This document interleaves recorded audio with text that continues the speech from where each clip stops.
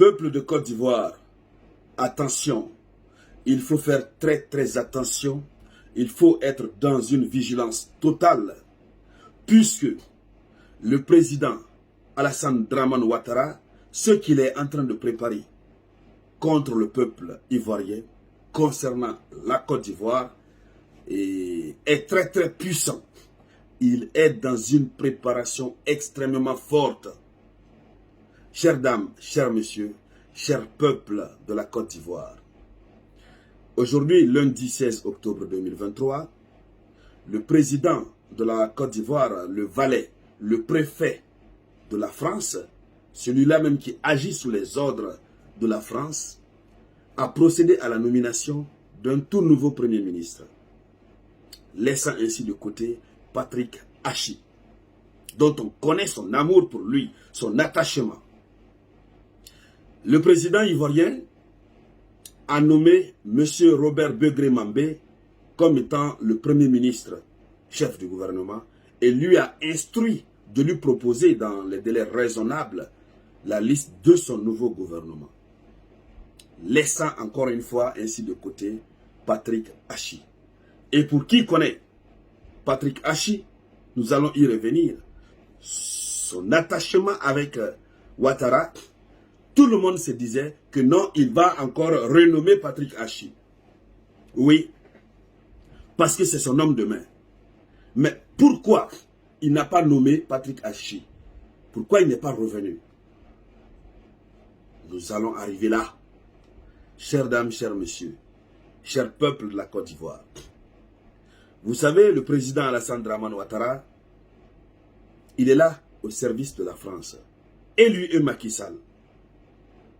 C'est la raison pour laquelle, du côté du Sénégal, Macky Sall se bat corps et âme pour mettre, n'est-ce pas, dans des difficultés incommensurables, le jeune leader patriote Ousmane Sonko.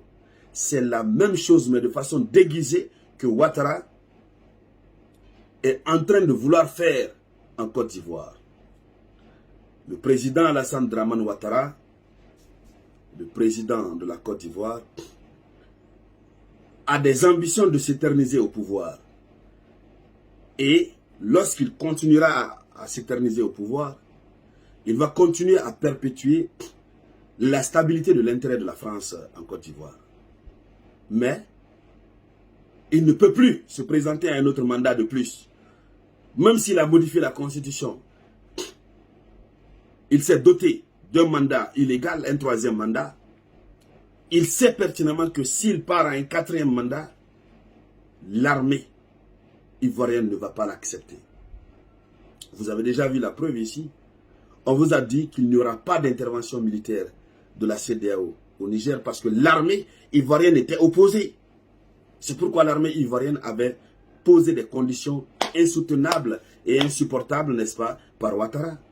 Une villa est combien? Chacun a demandé ça avant d'aller. Donc Ouattara sait, Alassane Dramane Ouattara sait pertinemment que s'il tente un autre mandat de plus, l'armée va l'arrêter. Un coup d'État aura lieu. Et si le coup d'État a lieu, suivez très bien ce raisonnement et jusqu'à la fin. Si le coup d'État a lieu, ceux qui vont prendre le pouvoir vont être des panafricains. Et ils ne seront pas du camp de Ouattara, donc ils ne seront pas du camp de la France. Alors c'est le bon moment de faire semblant d'écarter de lui ses meilleurs choix, les gens qui veulent que ces gens le succèdent au pouvoir. Il y a Patrick Achi, pour lequel le président Ouattara a un carnet spécial. Oui. Patrick Achi qui connaît déjà la gestion du pays pour avoir été Premier ministre. Il connaît tout. Tout. Il a été préparé pour gérer la nation après Alassane Dramane Ouattara.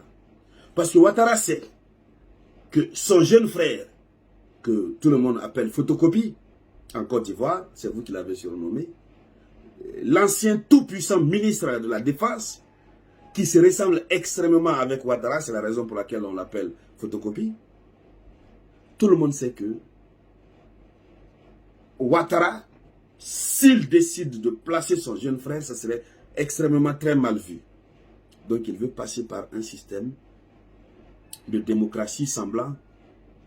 Le parti, son parti, présente le candidat, son parti soutient Patrick Hachi, et puis lui, en tant qu'organisateur des élections, il manigance tout, et puis on déclare ce dernier vainqueur des élections, et il devient le tout nouveau président de la Côte d'Ivoire, et le tout nouveau valet et préfet au service de la France. L'objectif, c'est de faire en sorte de ne pas perdre le fil, conducteur de la soumission de la Côte d'Ivoire à la France et aux Occidentaux. Et surtout que cela permet aussi à Alassane Dramane Ouattara de se protéger, de se couvrir. Parce que quand ton homme vient au pouvoir, tu es à l'aise, tu es tranquille. C'est un peu comme ce qui est arrivé, ce que Mahamadou Issoufou du Niger a fait avec Mohamed Bazoum. Il a préparé Bazoum à prendre le pouvoir.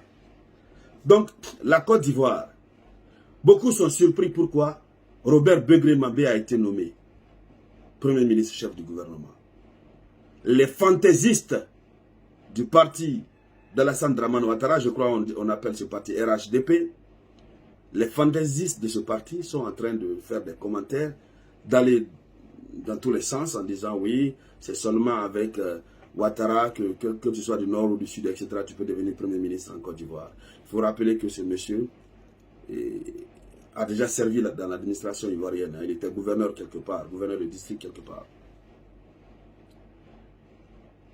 Alors, certains sont surpris, certains du RHDP sont surpris de voir que Patrick Hachi n'est pas revenu. Or, le deal qui est entre Patrick Hachi et Ouattara, beaucoup ne savent pas. Ce sont les esprits éclairés qui comprennent. Alors, le Sénégal va faire aussi autant. Les deux agissent de la même manière lorsque la France donne les instructions. Donc, il faut être très vigilant. Ouattara veut faire de la Côte d'Ivoire son précaré. Il voudra faire du Ouattara sans Ouattara. C'est-à-dire, il quitte, mais avant de quitter, met quelqu'un qui est là, qui va signer tous les engagements, et qui va se soumettre à lui sa volonté. Il ne sera plus au pouvoir, mais c'est lui qui va diriger. C'est comme ça que ça va se passer. Et donc, ceux qui se réjouissent de cette nomination, attention, la Côte d'Ivoire doit faire extrêmement attention. Alors, mesdames, mesdemoiselles et messieurs, c'était l'essentiel. Je vous reviens tout à l'heure avec de nouvelles actualités. C'était la voix du samouraï.